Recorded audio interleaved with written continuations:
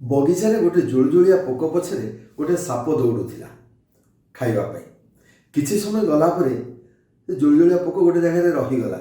ରହିକି ସାପକୁ ପଚାରିଲା, ଭାଇ ତୁମେ ମୋ ପଛରେ କାହିଁକି ଗୋଡ଼ଉଛ? ସେ କହିଲା, ଖାଇବା ପାଇଁ ଗୋଡ଼ଉଛି। ସେ କହିଲା, ମୁଁ 3ଟି ପ୍ରଶ୍ନ ତୁମକୁ ପଚାରିବି, ଆଉ ଯଦି ତାର ସଠିକ୍ ଉତ୍ତର ଦେଇଦେଇଛ ତାହେଲେ ମୁଁ ସ୍ୱତଃ ତୁମ ପାଖରେ ଯାଇକି ଉପସ୍ଥିତ ହେଇଯିବି, ତୁମେ ମୋତେ ଖାଇବ। ନା କ'ଣ ସେ ପ୍ରଶ୍ନ? ସେ କହିଲା, ପ୍ରଥମ, ମୋତେ ଖାଇଲେ ତୁମ ପେଟ ପୁରିବ କି? ସାପ କହିଲା, ନା।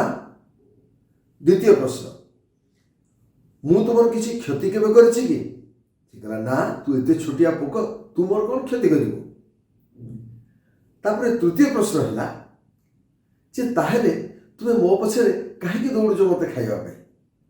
ସେଠୁ ସାପ ଟିକେ ଚିନ୍ତା କଲା, ତାପରେ କହିଲା ଯେ ଦେଖ, ତୋତେ ଖାଇଲେ ମୋ ପେଟ ପୁରିବ ନାହିଁ, ତୁ ମୋର କିଛି କ୍ଷତି କରିନାହୁଁ, କିନ୍ତୁ ତୁ ଏତେ ସୁନ୍ଦର ଚକମକ ହେଇକି ଯେଉଁ ଉଡ଼ୁଛୁ ସେଇଟା ମୁଁ ଦେଖିକି ରହିବି ପାରୁନି।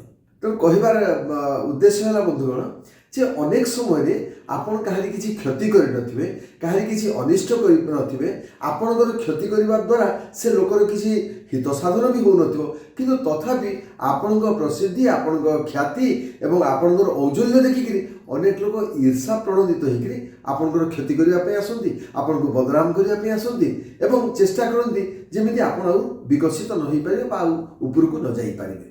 ତେଣୁ ସେଭଳି ଲୋକଙ୍କୁ ସଦାବେଳେ ଚିହ୍ନି ରଖନ୍ତୁ।